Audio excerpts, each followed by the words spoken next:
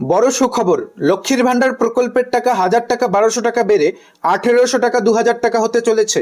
ফেব্রুয়ারি মাসেই বড় ঘোষণা।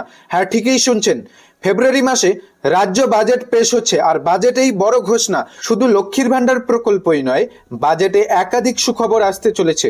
সরকারি কর্মচারীদের ডিএ বৃদ্ধি নিয়ে নতুন ঘোষণা আসতে পারে। এ নিয়ে নতুন আপডেট দেওয়া হয়েছে। বাজেটে কোন কোন প্রকল্পের টাকা বাড়তে পারে, কত টাকা করে বাড়তে পারে, এ নিয়ে কি সম্পূর্ণ নতুন আপডেট উঠে এসেছে, আজকে এই ভিডিওতেই জানাবো। বাজেট কবে থেকে শুরু হবে, বাজেটে কোন কোন প্রকল্পের ভাতা বৃদ্ধি করা হবে, এ নিয়ে কি আপডেট দেওয়া হয়েছে, সেটাই মূলত আজকের এই ভিডিও থেকে আপনারা জানতে পারবেন। তাই ভিডিওটি সম্পূর্ণ দেখবেন। ভিডিওটি শুরু করার পূর্বে ছোট্ট রিকোয়েস্ট, যারা চ্যানেলে নতুন, চ্যানেলটিকে সাবস্ক্রাইব করে রাখবেন। ফেসবুক পেজ থেকে ভিডিওটি দেখে থাকলে পেজটিকে ফলো দিয়ে রাখবেন। তো প্রথমেই অন স্ক্রিনে দেখুন, কেন্দ্রের আর্থিক বঞ্চনার সত্ত্বেও মানুষের স্বার্থে প্রকল্পমুখী বাজেটেই লক্ষ্য মমতার। বাজেটে কোন কোন প্রকল্পের ভাতা বৃদ্ধি হতে পারে, এ নিয়ে কি জানানো হয়েছে দেখুন।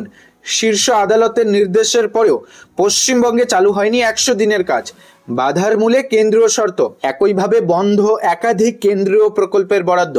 সব মিলিয়ে কেন্দ্রের কাছে রাজ্যের বকেয়া প্রায় 2,20,000 কোটি টাকা, যা রাজ্য বাজেটের প্রায় 60%। আবার জিএসটি সংক্রান্ত নয়া নিয়ম চালু হওয়ায় চলতি অর্থবর্ষে এই খাতে 49,771 কোটি রাজস্ব আদায়ের টার্গেট পূরণ কার্যত অসম্ভব।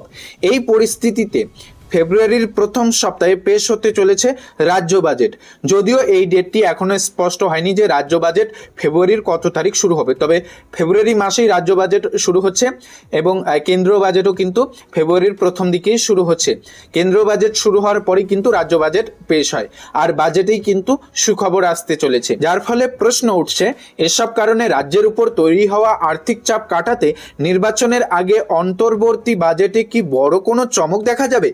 সূত্রের খবর, ঋণের বোঝা সামাল দেওয়ার পাশাপাশি রাজ্যের নিজস্ব আয় বাড়িয়ে প্রকল্পমুখী বাজেটের লক্ষ্যই এগোচ্ছে নবান্ন। তো বুঝতেই পারছেন, বাজেট কিন্তু এবারে প্রকল্পমুখী হতে চলেছে।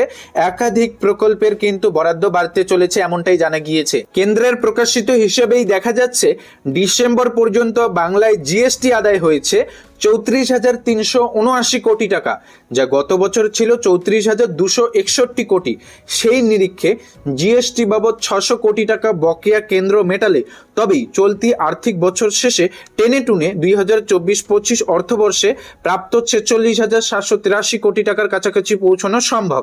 স্বাধীন দায়িত্বপ্রাপ্ত অর্থ প্রতিমন্ত্রী চন্দ্রিমা ভট্টাচার্য জানিয়েছেন, রাজ্যের একাধিক সামাজিক সুরক্ষা প্রকল্পের দৌলতে মানুষের হাতে নগদের যোগান বেড়েছে, ফলে বৃদ্ধি পেয়েছে ক্রয় ক্ষমতা। না হলে রাজ্যের জিএসটি আদায় আরো বেশি ধাক্কা খেত বলে এমনটাই জানানো হয়েছে। অর্থাৎ সত্যি হচ্ছে মুখ্যমন্ত্রীর আশঙ্কাই, জিএসটি খাতে কয়েক হাজার কোটি লোকসান সামাল দিতেই অন্তর্বর্তী বাজেটের হিসেব কষতে হচ্ছে নবান্নকে।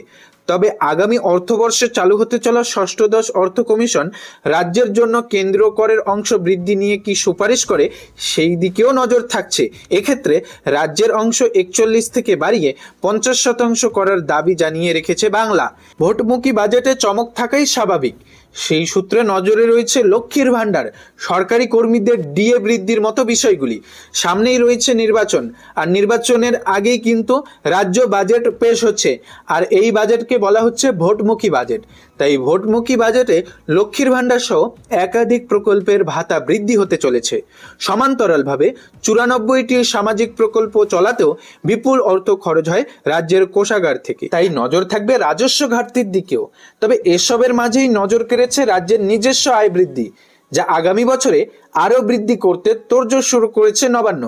বিশেষ সূত্রের খবর, গত অর্থবর্ষের এপ্রিল থেকে ডিসেম্বর তুলনায় এবার ডিসেম্বর পর্যন্ত জমি বাড়ি বিক্রি বাবদ রাজস্ব বৃদ্ধি হয়েছে 16%, আদায় হয়েছে 6,900 কোটি টাকা। 2024-25 অর্থবর্ষে আবগারি বাবদ আয় ছিল 19,452 কোটি। ডিসেম্বর পর্যন্ত এই খাতে রাজস্ব দাঁড়িয়েছে 15,322 কোটি টাকা, যা গত বছর এই সময় পর্যন্ত ছিল 14,242 কোটি। ফলে অর্থবর্ষের শেষে অন্তত 21,700 কোটি টাকা পর্যন্ত আবগারি রাজস্ব আদায় সম্ভাবনা রয়েছে। একইভাবে রাজ্যের আর্থিক উন্নয়নের উপর ভর করে বৃদ্ধি হয়েছে বিদ্যুৎ, পেট্রোলিয়াম, কয়লা সহ অন্যান্য পণ্যের শুল্ক বাবদ রাজস্ব। সাধারণত এই সমস্ত খাতে একটি অর্থবর্ষে 10% বৃদ্ধির হিসেব কষে রাজ্য, কিন্তু শুধু কয়লার শুল্ক বাবদ রাজ্যের আদায় বেড়েছে 12.5%।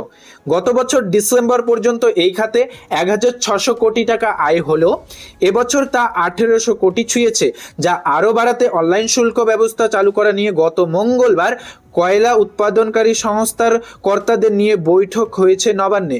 ফাইনাল ইতিমধ্যেই কিন্তু আপডেট তা কিন্তু চলে এসেছে। তো এই আপডেট থেকে আপনারা দেখতেই পারলেন আসন্ন যে বাজেট হবে, রাজ্য বাজেট, সেই বাজেটেই রাজ্যের যে প্রকল্পগুলি রয়েছে সেই প্রকল্পের বরাদ্দ বাড়তে পারে, সঙ্গে লক্ষ্মীর ভাণ্ডার প্রকল্পের টাকার পরিমাণ বাড়তে পারে। তাছাড়াও এর আগে আপনারা দেখেছেন লক্ষ্মীর ভাণ্ডার প্রকল্পের টাকার পরিমাণ কিন্তু বাজেটেই বাড়ানো হয়েছিল।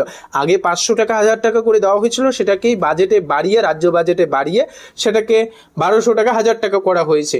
এবার হয়তো সেই টাকার পরিমাণ 1800 2000 টাকা হতে পারে, এমনটাই বিভিন্ন মহলে আপডেট উঠে এসেছে, যে আপডেটটা আপনাদের এই ভিডিওতে জানালাম। তো আজকের এই ভিডিও নিয়ে আপনার মূল্যবান মতামত কমেন্টে জানাবেন। লক্ষ্মীর ভাণ্ডার প্রকল্পের টাকার পরিমাণ বাড়ানো দরকার কিনা কমেন্টে জানাতে ভুলবেন না।